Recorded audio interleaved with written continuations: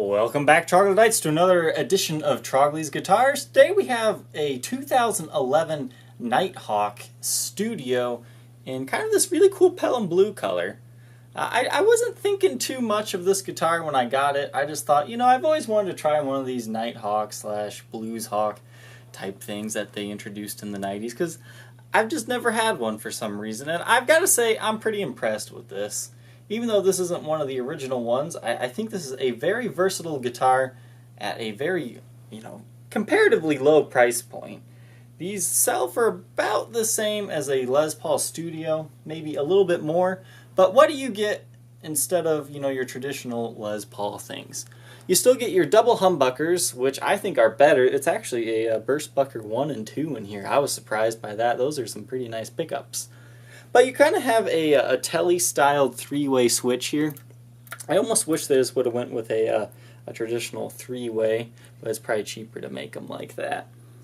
But it kind of has that Telly feel, and it keeps the Nighthawk vibe going for it.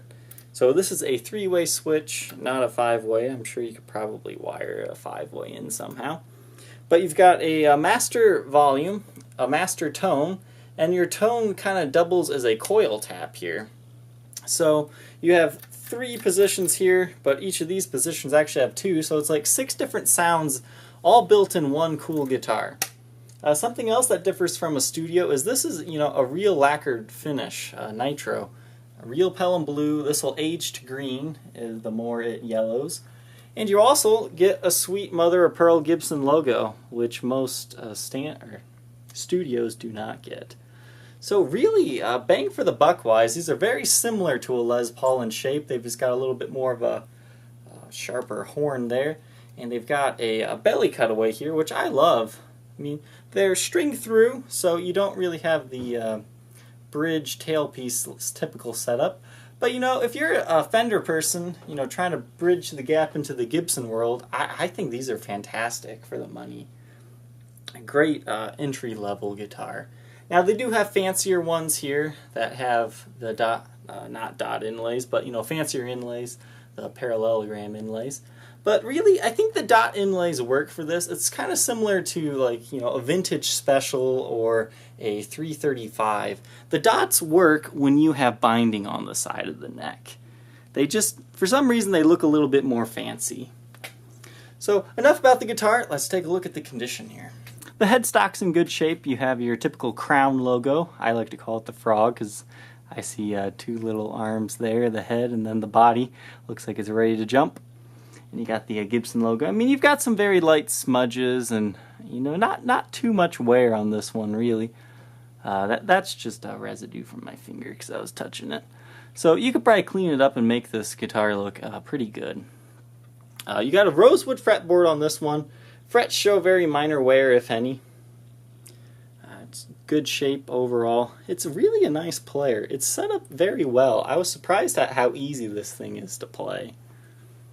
Front of the body, well, it's not exactly a beautiful guitar, but let me tell you this, it looks a lot better in person because the binding stands out a little bit more when you're looking at it, down while you're playing. But it does have a front-bound body here. We'll shine the light on here. I mean, there's not too many scratches, but there is some very light wear and tear to this one. But nothing too extraordinarily bad. Once again, Burstbucker 1 and 2 pickups, which are awesome. And the Telly-like bridge here. On to the back of the headstock, you can see this is a 2011, serial number 1326-1065-6. Your Gibson Deluxe tuners here with slightly aged tips. I like it. I think this guitar will look totally awesome once it's aged a little bit more to the green hue. I love Pelham when it ages. No real major nicks or dings to the neck. And you got a little bit of some discoloration in this area on the side. I'm not sure what that's from. But nothing too bad. As far as the neck goes, I would personally say it's 60s style.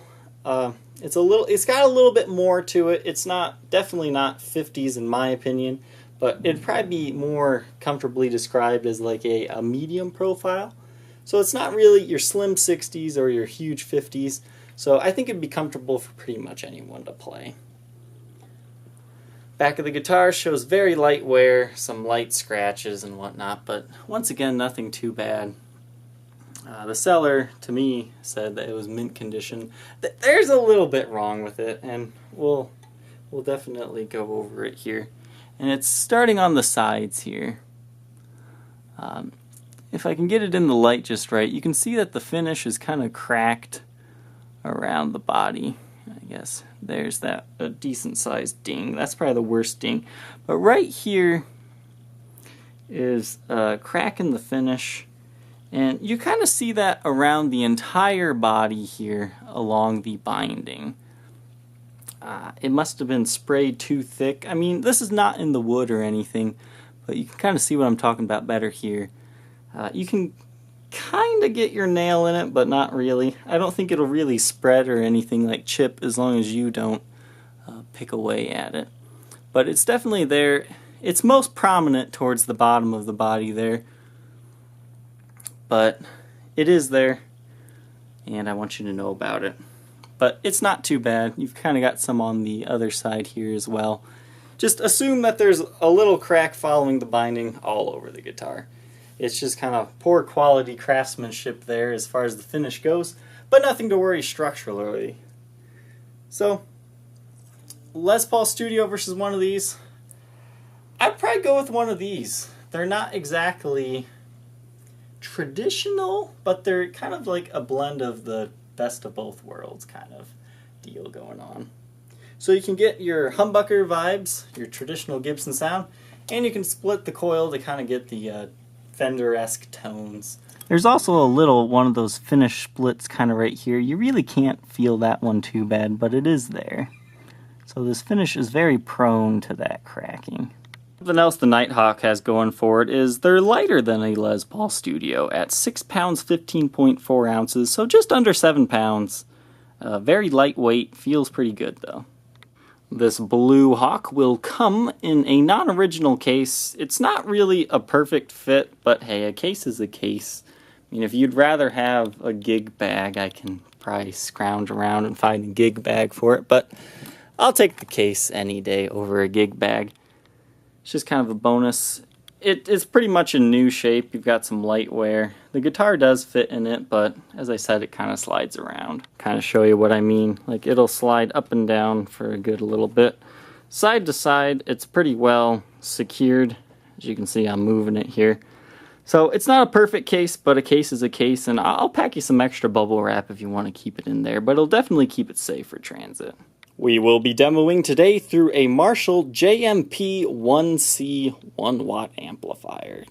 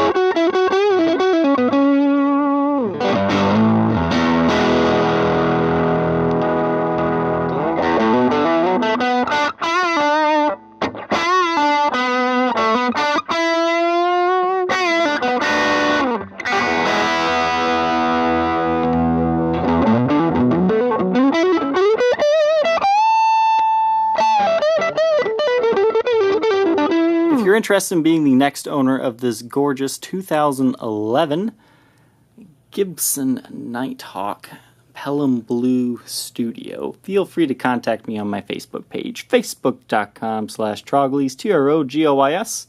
You can also check out the listing on Reverb or eBay. Don't forget to like, comment, and subscribe, and we'll catch you next time. Bye.